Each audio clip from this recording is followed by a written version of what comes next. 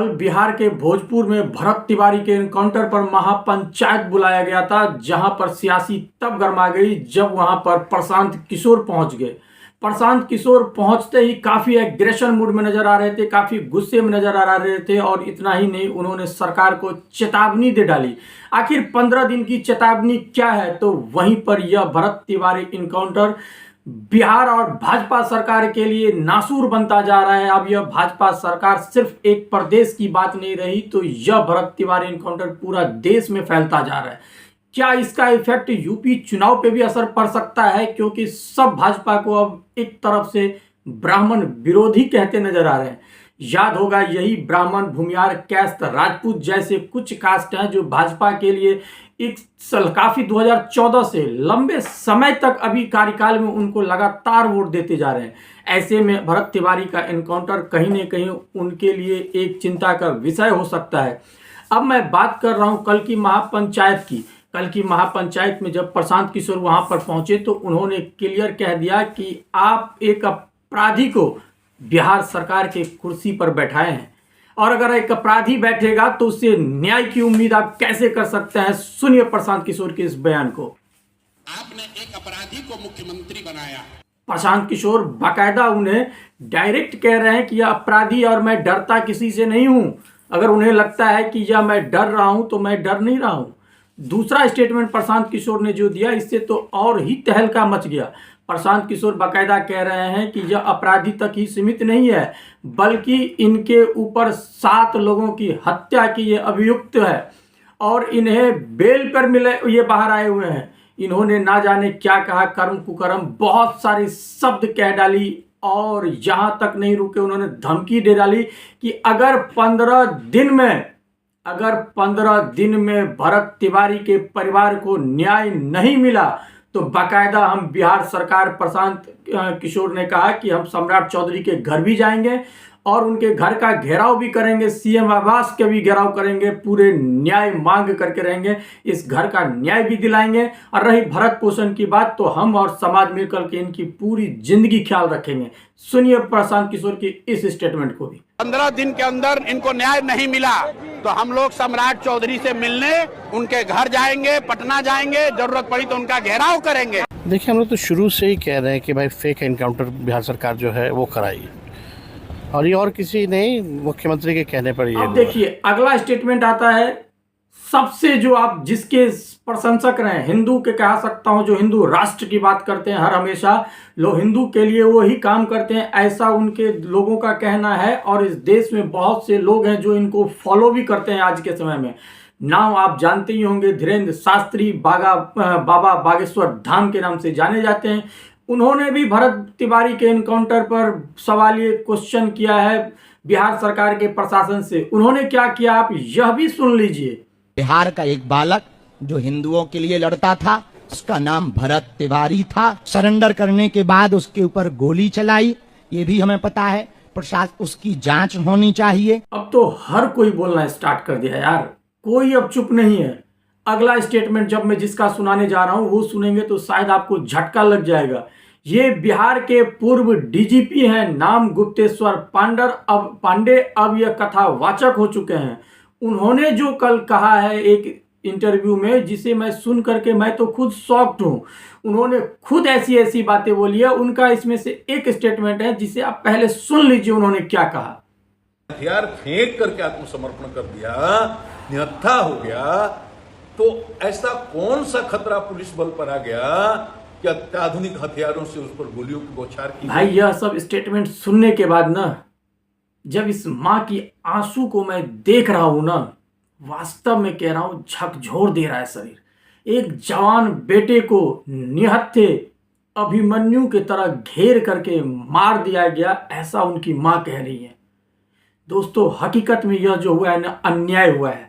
भाजपा सरकार वास्तव में, ये जो मैंने 3-4 कास्ट का आपको नाम बताया, ब्राह्मण, भूमियार, कैस्त, राजपूत, अब कुछ तो बैकवर्ड क्लास भी आने लगे हैं, इन सब अब इनसे धीरे धीरे नाता टूटता जा रहा है। क्योंकि उन्हें लगता है, पहले तो देखो आपको आरक्षण वाली बात है कि आपने बैकएंड से किस तरीके से ब्राह्मण विरोधी एक लाया, दूसरी तरफ ये भरत तिवारी के एनकाउंटर, तो कहीं ना कहीं लोगों का मन अब धीरे धीरे यहाँ से अब उबता हुआ जा रहा है। लगातार अगर आप इस तरीके बातें करेंगे तो लोग परेशान होंगे। भरत तिवारी का एनकाउंटर यह सिर्फ एनकाउंटर नहीं है, यह इस ब्राह्मणवादी के खिलाफ मानसिकता को दिखाता है। यह एक अन्याय हुआ है। उनके पिता की इस आंसू को देखता हूं। महापंचायत बुलाया गया था, उनके पिता को सब पकड़ करके ला रहे हैं। जैसे ही मंच तक पहुंचते हैं अपने बेटे को, पोस्टर को वो देखते हैं। पोस्टर देखने के बाद वो निहारते ही रह जाते हैं अपने बेटे को। जरा सा भी पलक उनको ऐसे करने का मन नहीं करता है। वो पिता का दर्द सोचिए आप, उस पिता का दर्द आखिर किस तरह का होगा। उसके बेटे को मार दिया गया। अगर कोई भी व्यक्ति हथियार डाल देता है तो आपकी कोई हक नहीं है, राइट नहीं बनता है कि उसे एनकाउंटर करने का, सजा देने का काम न्यायपालिका का है। यह आप समझ लीजिए कि लगभग पुलिस और भरत तिवारी के बीच में दूरी 200 से 250 मीटर की थी।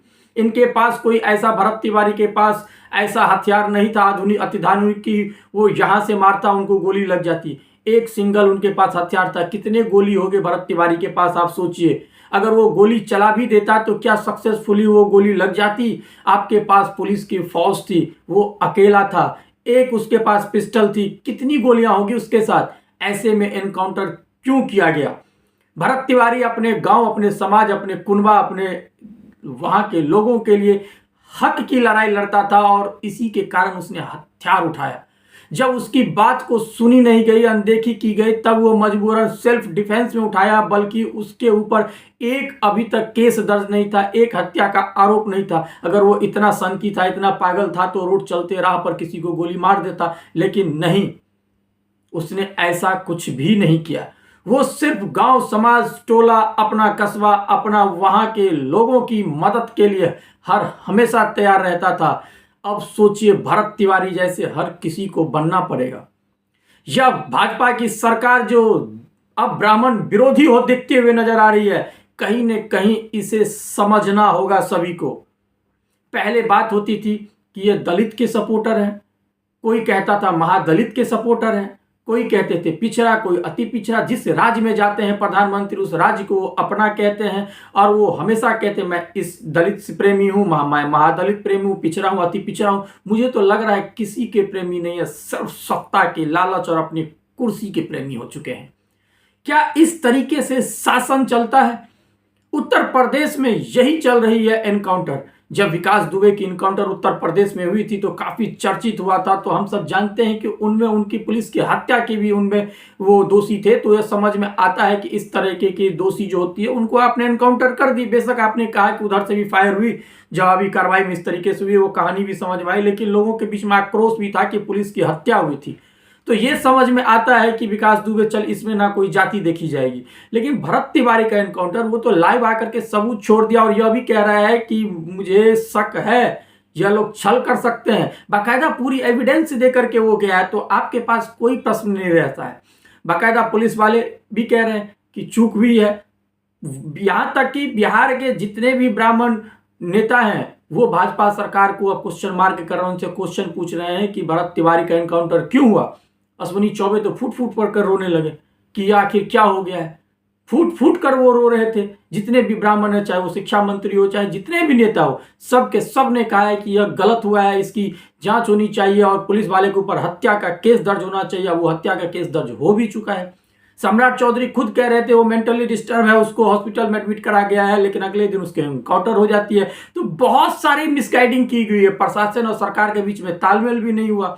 लेकिन प्रश्न उठता है, क्या यह भरत तिवारी का एनकाउंटर अब यूपी को भी इफेक्ट करेगा? कर सकता है, क्योंकि यह सिर्फ मैं देख रहा हूं ट्विटर पे, आप देखो जिस तरीके से सोशल मीडिया पे गुस्सा लोगों का नजर आ रहा है। यह सिर्फ एक प्रदेश बिहार की नहीं रही है, पूरे देश में हर राज्य में भरत तिवारी एनकाउंटर के लिए मशाल जलाया जा रहा है। तो कहीं पे छोटी छोटी सभाएं की जा रही है। यहाँ बिहार में तो महापंचायत बुलाया गया, प्रशांत किशोर ने धमकी दे डाली है 15 दिन की। तो अब यह राजनीति का ये धीरे धीरे सियासी में बदलता हुआ जा रहा है। अब मुझे लग रहा है कि बिहार सरकार और भाजपा सरकार के लिए इसका तोड़ निकालना बहुत जल्द होगा, क्योंकि अब कहीं न कहीं यहाँ से गणित फंसता हुआ नजर आ रहा है।